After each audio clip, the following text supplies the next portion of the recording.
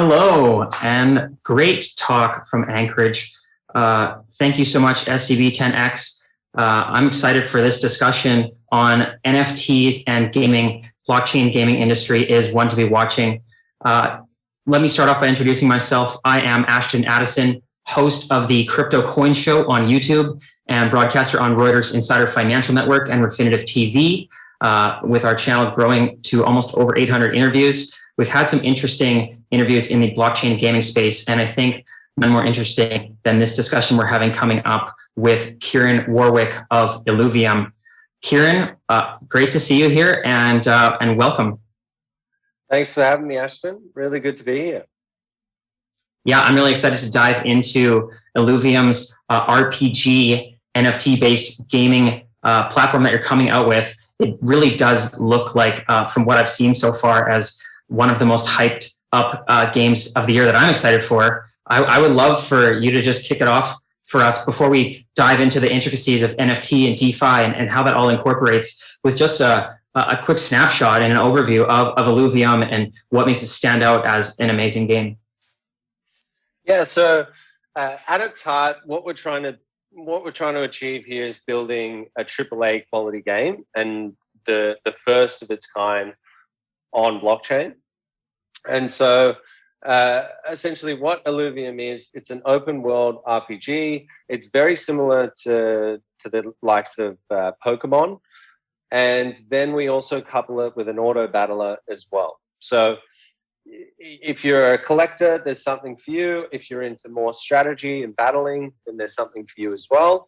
And we basically merged the two, and that's how Illuvium was born. That's great to hear. And yeah, I hope it looks amazing. So I hope it's as addicting as Pokemon is. And I was on Pokemon Go for far too long, distracting myself from the crypto prices. So I'm looking forward to that. And I know there's a trailer out already that we can see. I would love to hear more about, you mentioned collectors and players as well. And on the collecting side, integrating NFTs in there. Maybe you can just give a little background on NFTs, how that integrates into the game and how that adds value to the game. Mm-hmm. So NFTs in gaming are a massive breakthrough. Essentially what it means is that it's verifiable on the blockchain. You know that it's a unique asset. And in the case of gaming, and obviously this spans across, videos, photos, art, music. Anything can be turned into an NFT to ensure that it has that rarity there, and you can identify that. But in our case, it's super important because what it actually means is the in-game assets that you have are owned truly by the player. So in a typical example, you're playing Fortnite and you've son, or maybe yourself or whatever, has gone and spent $500 on skins, and they don't actually own those skins, right? And whether it be skins or new characters or weapons or whatever it is, in the case of Illuvium, all of those in-game items are actually owned by the player. And whenever you see fit, you're able to go onto an open market. We've got our own exchange, which we're releasing, which is called the Illuvidex. And you can play for an hour or you can play for 10 years. And at the end of that journey, you can always go into that marketplace and sell those assets for crypto that you can then convert into fiat. And essentially, you're playing a game and you're earning. Yeah, it's pretty exciting, especially for the people that work hard to earn great items and be able to monetize off of that, and then the people that just want to pay to look cooler, to get ahead in the game and just lay some money down for those people that did the hard work. There's that exchange that can be made. That is something that I think a lot is going to have increased value. And I know that the game is, it's not live yet. You guys have been working on it for quite a long time, but I want to get a glimpse into, for those avid gamers, the gaming experience. And there's been this something about blockchain gaming where people compare it to traditional video games and they say, well, you're adding in all this great extra functionality, NFTs, DeFi functionality, but the experience or the graphics may be, sacrificing as a trade-off. Is that something that you see, and how would you compare it to traditional video game RPG experience? Yeah, absolutely, and I think it's definitely the first thing that I identified in the space, in the NFT gaming blockchain space, was the lack of substance with the games. And when I talk about substance, I mean the graphics quality, I mean the backstory, I mean the characters, I mean the lore. In a AAA game, there are typically 200 to 300 people in the studio that are all working over a 2 to 3 year period to build this game. In some cases, that can blow out to 7, 8, 9 years. And so, to do this properly, you literally need to build a AAA studio, and we're in the process of doing that. I think we just got over 100 people that are now contributing to the DAO, and we've got 50 artists that have all worked in either AAA studios, or they were freelancing and doing exceptional work, and that's why you see it in the art. And I think a lot of games as well, they were either doing one or the other, right? They were building it for a mainstream audience, or they're building it for a crypto audience. We looked at it at the very beginning and we said, let's not do that. Let's merge the two together. Let's do it properly. Let's do it completely decentralized. Let's give the power back to the people, allow them to have the ownership, and everything that we thought, as in my brother and I, Aaron, the other co-founder, everything that we thought was lacking in mainstream gaming, we wanted to add into Illuvium from the very get-go. And so that's kind of that's our point of difference. People always say to us, like, wow, you've already got 90 people. And I'm like, we're not comparing ourselves to traditional blockchain games, because we don't think there's going to be blockchain games and there's going to be mainstream games. We think it's all going to merge together. And if we're not positioning ourselves with these Ubisoft and Blizzard and all of these massive AAA studios, they're simply going to come in and see that play to earn is the future of gaming, and they're going to wipe us out. So we need to be ready for that. Definitely, Kieran, and I think that's a great way to go about it. And it sounds like you've had an entrepreneurial journey as well. Just playing games, seeing the struggles, and then creating it yourself. And I'm curious. You mentioned there you have to be in the ranks with Blizzard and these large game owners. As the game comes out, have you targeted it to all three of people already in NFTs, people that are in cryptocurrency but not in NFTs, and as well just no coiners and people that just want to play great games? Yeah, it's interesting, right? If we went out and we tried to educate the world on play to earn and NFT gaming without, as in mainstream people that have nothing to do with crypto, no coiners, like you're saying, then I don't think we would have had the level of hype and liftoff that we have to start off with. And so it's always been a two-pronged attack. First, we need to get the attention of the people in blockchain who are looking at NFT games and are actively playing them. And we're on our way to do that. Obviously, we have a lot to go, and I think once we get our game demo out, that's really going to solidify it for a lot of people that are speculating on us right now.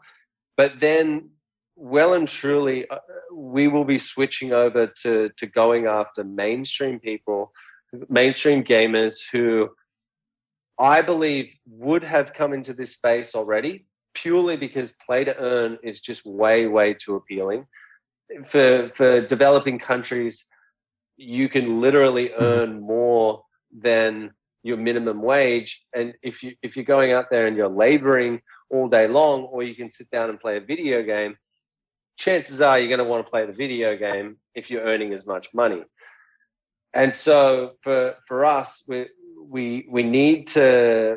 I think there's going to be an inflection point that we hit where mainstream games, and there'll be enough blockchain games that have the same sort of quality that we do, that all of these mainstream gamers are going to start converting over, and so we'll always have the crypto marketing, activated, and we're always looking for more and more people. But we're well and truly trying to break down those barriers of, what is crypto and how does it work? And and we can we'll go into that in a sec when we talk about Ethereum and the struggles that we've had in the past. But I think we are definitely moving towards a very, very bright future for this new style of gaming. Definitely, and it's very exciting.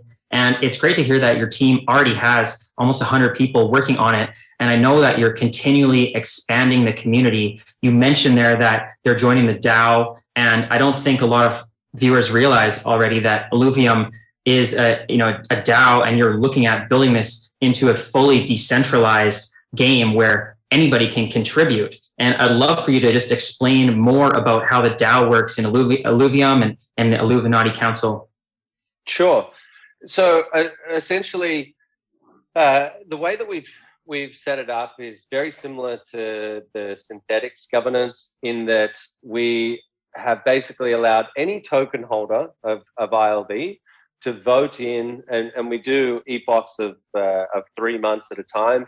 But we essentially vote in this council, and at the moment there's 5 of them on it, and essentially anyone from the community can write an IIP, which is an Illuvium improvement proposal. And basically, what that can be is anything. We've had already a case of myself writing an IIP, because again, I'm just a core contributor like everyone else in our DAO. And so I wrote an IIP to say, this is what I think our balancer smart pool price should be, based on, this is my rationale. It can't just be anyone can propose anything. You need to clearly lay it out, and we've got guidelines on how to actually do that. But I wrote this IIP and it got approved, and then Delphi, which is a very, very known VC company who were investors in us, lead investors, they didn't agree with it, and they came with a counter proposal and said $100 for your BLP price is too high. We want to drop it down to $50. And even though my proposal got approved, and you can call me one of the founders and whatever, didn't matter. The community agreed. We wanted it 50, and so it was. And so that's just one example. But once the game's out, I don't think people realize the detail that we've gone to, in that someone can actually, you're sitting there and you're like, I love this game and I have this awesome idea for a character. You can literally put in a proposal to say, this is the character that I think should be in the next set. These are the parameters. These are the skills I think it should have. These are the affinities, the classes, whether it's a rogue or a tank or whatever. And if the community approves it, it's in. And then you're literally sitting there going, I just made a character for this game, and I don't own it or whatever, but I'm a contributor. And so that's what it's all about. That's really cool. And it's an interesting, process, because as I saw, you have written out guidelines to make sure that it's not just written on a scrap piece of paper, so it's clear in the goals that they're trying to add. But then, as you mentioned, you created an IIP and it was rejected, and a counterparty came back with a proposal. And I saw that, it's not as easy as having a centralized company just decide what is allowed and what's not allowed in the game. So do you see how much of that is like it makes it slower for development, or there's setbacks and there's cons to having a DAO as opposed to having a centralized company as well? Mm-hmm. So, I mean, look, I've run a few companies in the past, and I've been the founder, and I'm the one who's calling the shots and all that kind of stuff. So personally, getting over that first hurdle was a little bit of a challenge. But when you think about it, to be a completely decentralized game that is run by the gamers themselves and the investors, it's just too exciting and it's too breakthrough to not go into it. However, though, you're right, there are challenges, and so we were lucky in that Aaron is unbelievable at game design. Like he's just a freak at it, and so he was able to present a game design that we had worked on for a few months or 6 months or whatever it was, and that had a very clear guideline of what we wanted to build, and you could call that the core Illuvium project. And essentially, if you're joining that community, then you're somewhat agreeing with, I like the path that they've chosen across every single factor. And what we're trying to do with the council is steer the little things, right? So we're not saying if the council theoretically said, hey, we want a first-person shooter game, completely scrap Illuvium, theoretically we would have to do it. But I think everyone's accepted the core goal that we have and the core game mechanics that we have. But these IIPs and ICCPs are there for people to propose improvements to what the core devs, have originally come up with. And so we're lucky in that we haven't come up against too many crazy things where we've had to derail our development process and deprecate things and all that kind of stuff. So it actually is run quite smoothly. And I think that comes down to the fact that it's 5 people on the council and not, the 10,000 token holders that we have voting on that. Mm-hmm. Definitely. Well, that's great to hear. I'm excited to see what the community comes up with when the game launches and they want to add in their ideas. And I might do that myself as well, and because I have the capability of that. And that's the beautiful thing about DAOs and decentralization. Absolutely. So I'm looking forward to that. Now, I wanted to touch on Ethereum because you did mention there was some struggles at the beginning. Currently, the game's being built on Ethereum. The NFTs are on Ethereum. Maybe you could touch on that decision, why Ethereum is the best technology for Illuvium. So as a base layer, Ethereum, it's got the largest amount of core devs. It's got the largest community, the most amount of projects are being built on top of it. It makes sense for so many different reasons to build on top of Ethereum versus another chain. The issues that you have with that are when you're playing a game, and particularly a mainstreamer, right? We're talking about converting these guys over from playing Fortnite and League of Legends and all that stuff, converting over. They're not used to MetaMask popping up saying, hey, pay us $10 gas. And now there's a minting fee, and now actually you paid your money, but it's going to take 15 minutes for the transactions process on the blockchain. It breaks the game completely, right? And it makes it almost impossible. And that's why we decided to move to a layer 2 in Immutable X, and that allows for 0 minting fees. There's sub-second transaction time, so everything's going through super fast. And the massive one is there's 0 gas fees.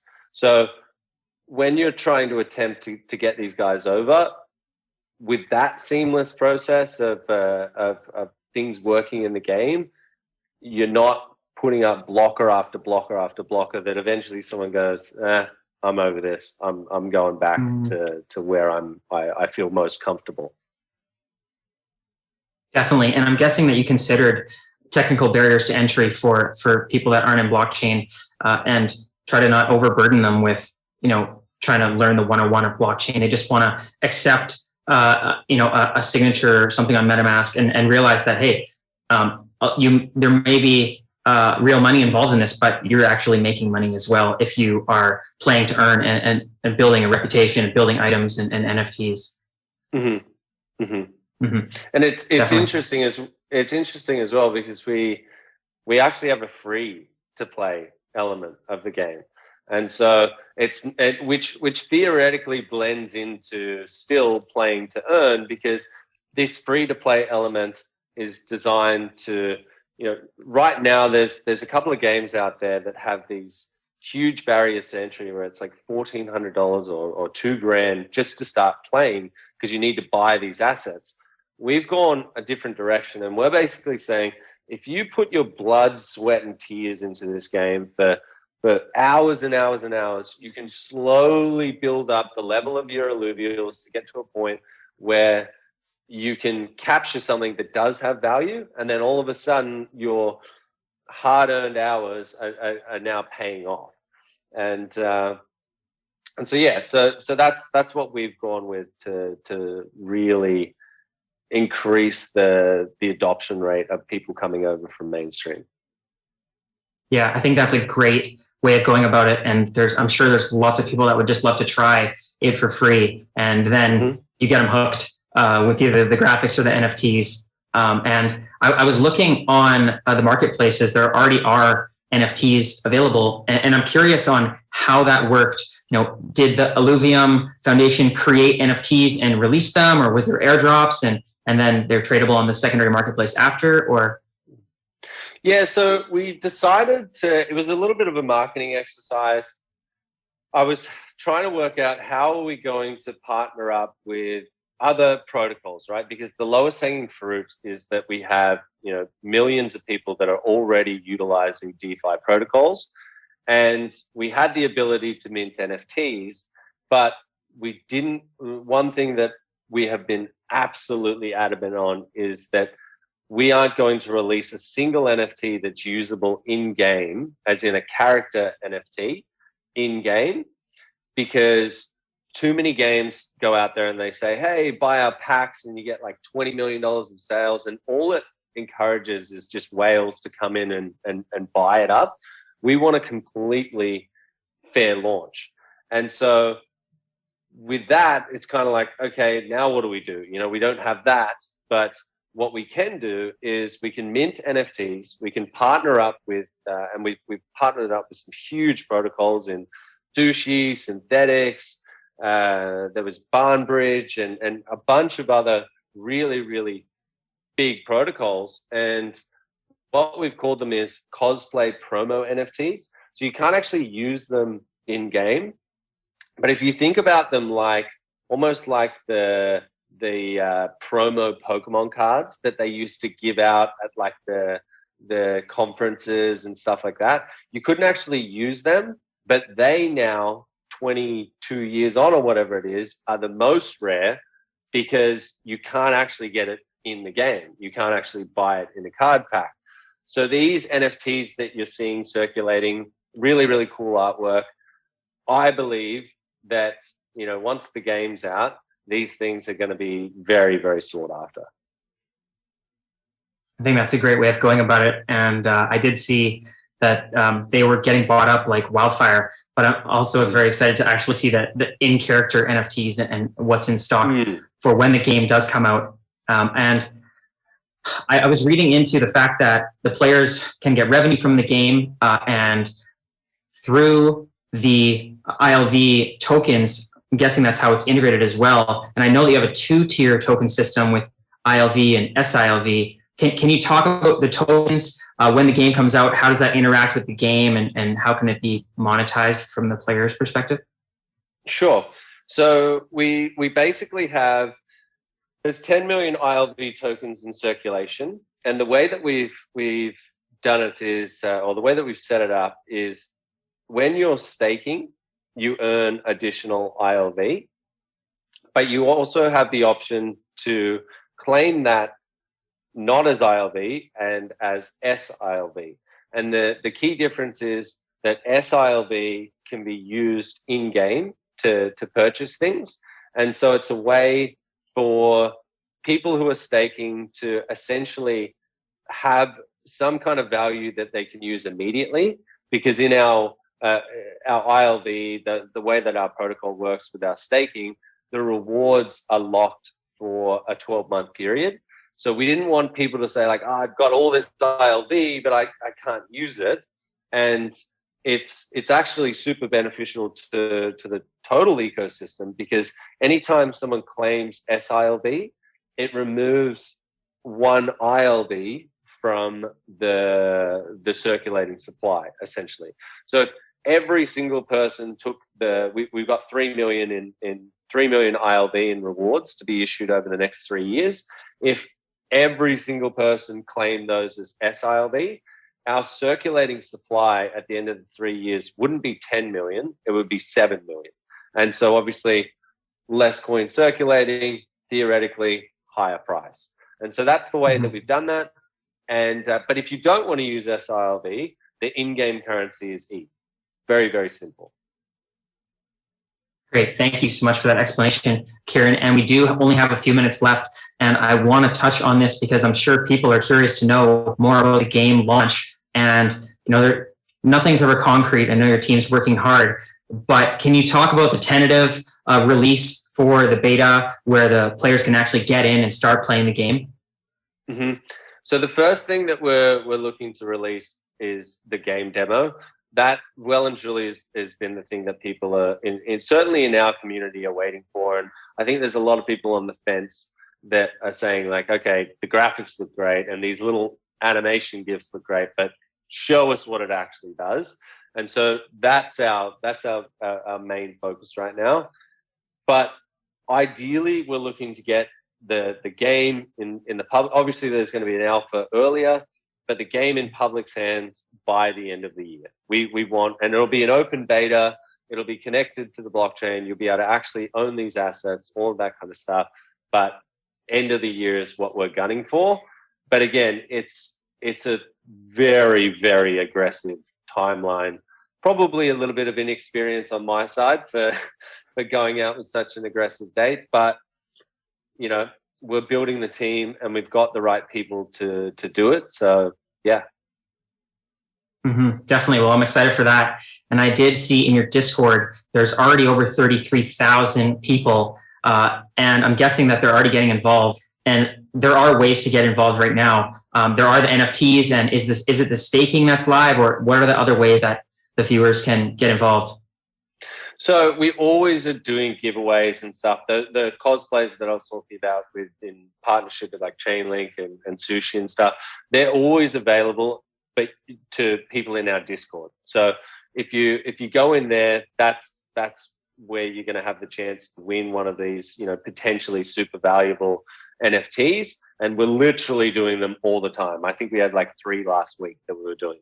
So there's that, and then there's staking. So Kane, our brother, he's a little bit crazy, and he was advising us in the beginning, and he basically said, yield farming. You've got to give a massive amount of distribution through staking.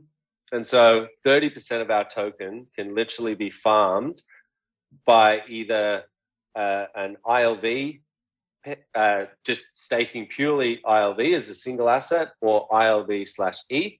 And yeah, that's what's active right now. That's what we also have flash pools in that staking, which essentially allows people to stake a partnered asset. Right now, we just finished Synthetics and we're just about to launch XYZ. But they're the two things that if you go into our Discord, you'll see a lot of active people doing that. Amazing. Thank you so much for taking the time, Kieran. Looking forward to seeing the release, and all the best. Thank you so much, Ashton. Appreciate it.